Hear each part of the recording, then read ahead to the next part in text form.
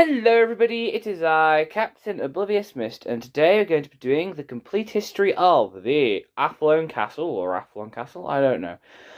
Just as I'd like to start off this video, I'd like to address one teensy tiny slight error I made in my Athlone Castle, which is pronunciation. I actually found a vintage video, a very old video, after many hours of scouring the internet, of the Athlone Castle, where it was mentioned that she was actually pronounced the Carnivoron Castle. And I did a whole 6-minute video pronouncing her name wrong. Great there. Hopefully, though, I have not done the same mistake with this video, as we will be covering the RMS Athlone Castle. Not Cape Town Castle. Not Cape Town Castle. Anyways, enough blabbering on, and let's get into the complete history of the Athlone Castle. Hey there, Future Dylan here. Just want to say, my main mic kind of had a bit of an accident and broke, so if the audio quality sounds a bit off in this one, then that's the reason why, because I had to use my spare one. Anyways, thank you everyone, and I hope you enjoy the video.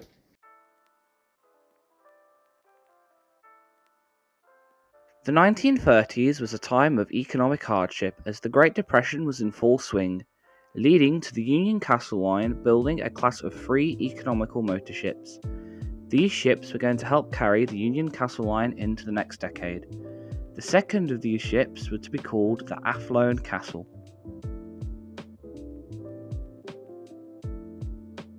The construction process of the Athlone Castle was fairly uneventful, and she was going to be built by Harland and Wolff. The Athlone Castle would weigh over 25,000 tons, and she only had one beautiful funnel and 2 propellers.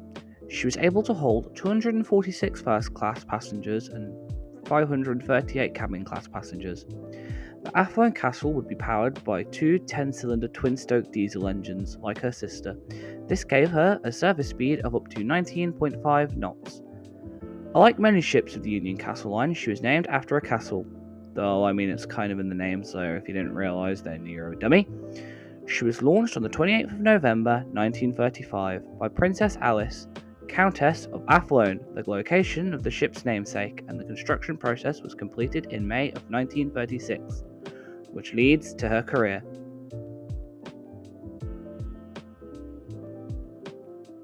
She was to depart from Southampton on her maiden voyage to Cape Town on the 22nd of May 1936, successfully arriving without event on the 7th of June.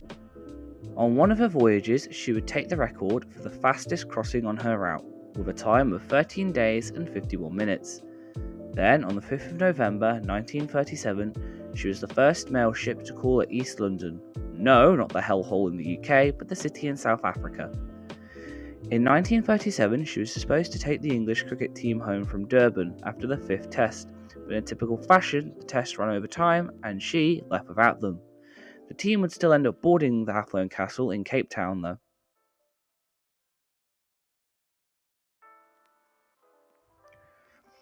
Thanks to the beginning of the World War caused by an Austrian with a historical moustache, she was commissioned on the 27th of December 1940 to serve her country as a troop ship, like many ships of the time. Throughout November of 1942, she took part in many historical campaigns, specifically the African Campaign. The Athlone Castle served as a troop ship for 6 years without event, carrying a total of 140,000 people. And with that, she survived the Second World War in one piece, which cannot be said for many other ships.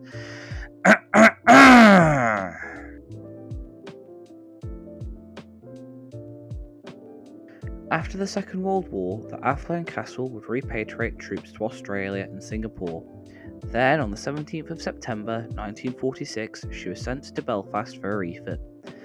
Then, in May of 1947, she returned to her usual route between England and South Africa.